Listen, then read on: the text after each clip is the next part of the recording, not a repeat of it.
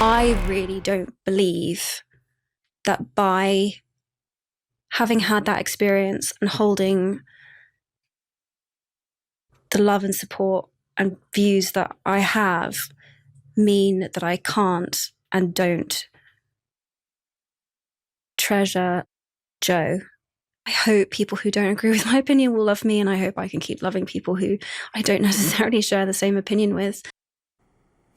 Emma Watson speaking there on her fractured relationship with Harry Potter author J.K. Rowling. It was a surprising take from the former child star who's previously spoken out against Rowling's stances on transgender issues. But any idea that Watson and Rowling would mend their relationship was quickly put to bed after Rowling made a lengthy, scathing post about Watson's comments on her X account. Rowling writes in part, quote, "Like other people who've never experienced adult life uncushioned by wealth and fame, Emma has so little experience of real life, she's ignorant of how ignorant she is. I wasn't a multimillionaire at 14. I lived in poverty while writing that book that made Emma famous. I therefore understand from my own life experience what the trashing of women's rights in which Emma has so enthusiastically participated means to women and girls without her privileges."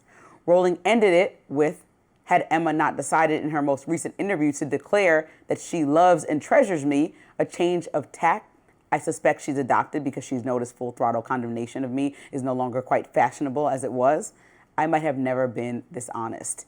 In response to Rowling's post, Teen Vogue's official account addressed the author's lengthy response to Watson on Blue Sky, writing simply, "We are begging J.K. Rowling to find a new way to spend her time." Former host of The View, Meghan McCain, applauded her, writing on X, "J.K. Rowling is a fearless icon who has risked her entire career, safety, and social clout for the sake of keeping our kids safe, women safe, and calling out the science fiction insanity claims that there are more than two genders. I'm grateful for her. Have no interest in anything associated with Emma Watson, who can stay at the pitchfork party she helped throw."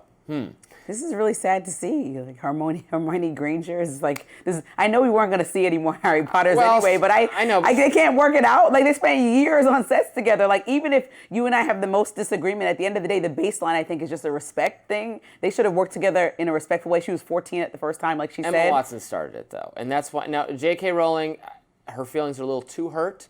Yeah. Because what Emma Watson was saying there was conciliatory, and J.K. Rowling is clearly still hurt. Many of the Harry Potter actors, in particular Emma Watson and I think Daniel Radcliffe, who played Harry Potter, were most outspoken in not just disagreeing or expressing a different view from J.K. Rowling, but specifically criticizing J.K. Rowling for holding those views. And it clearly hurt her that these young people she mentored, gave everything. If I owed my entire career and millions of dollars to someone I strongly agreed with, I still wouldn't criticize them in public. I wouldn't do it. I'll be perfectly honest. I don't think I could bring myself to do it. People honestly wanted to know what they thought. They're the people that we know in the public eye are some of the closest to Rowling, and she was being very vocal about one specific issue to almost the level of obsession.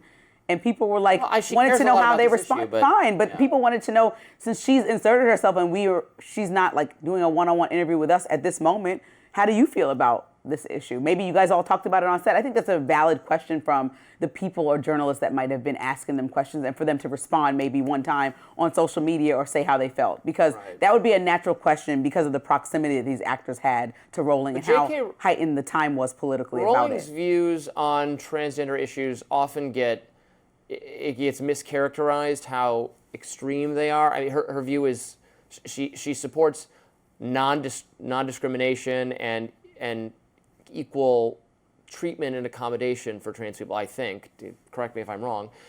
She doesn't want biological men in women's spaces, on women's sports. She doesn't want the erasure of the category of women. She thinks trans women belong to a separate category that should still be accommodated and should still is worthy of dignity, but should not overwhelm the category of womanhood itself. That's her view. That is probably the view of most people.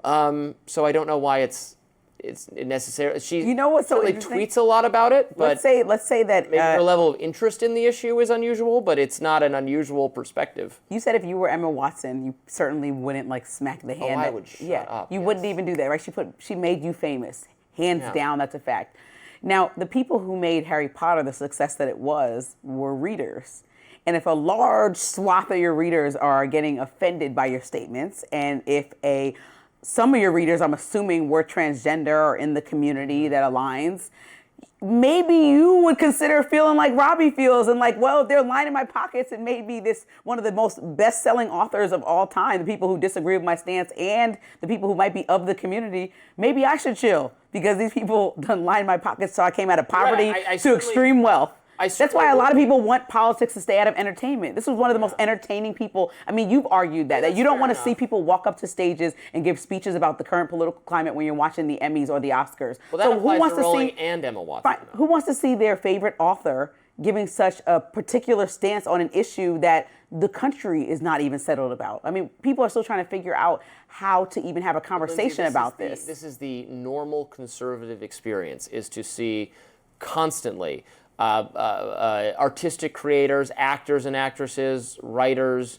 weighing in on issues, right, on talk shows, at award ceremonies, on Twitter all the time. You know, I think Mark Ruffalo's a great actor. Love Mark Ruffalo. Love him in everything he's ever been in.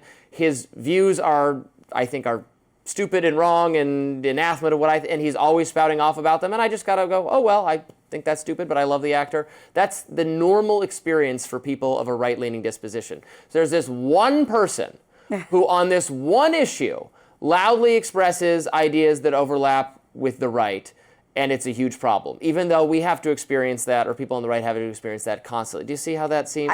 Look, you have a fair point. I'm just saying, if I knew where my money was coming from an audience that really wants me to be pretty apolitical, I would continue to make my money as a businesswoman. You know, I just feel like that's the name of the game you're playing. Otherwise, you might care about, let's say, this particular issue more than you care about selling books anymore. And she rightfully can feel that way too, because I'm pretty sure, I don't want to miscalculate, if not a multimillionaire, she's way up there in the hundreds of millions. So she doesn't really have to be concerned with anybody purchasing not one more book or watching one more stream of her movie. And Rowling has said there's no ideological test for working with her, that she will work with actors and actresses she doesn't agree with on this issue. She holds no desire to silence them or stop them from expressing their opinion. I think she remains interested in the integrity of the art for its art's sake and the business of Harry Potter without having some political agenda about it. So in that respect, she's. But as an adult, wouldn't you like to see, in the same way that you in the last segment said, I'd love to see, like, if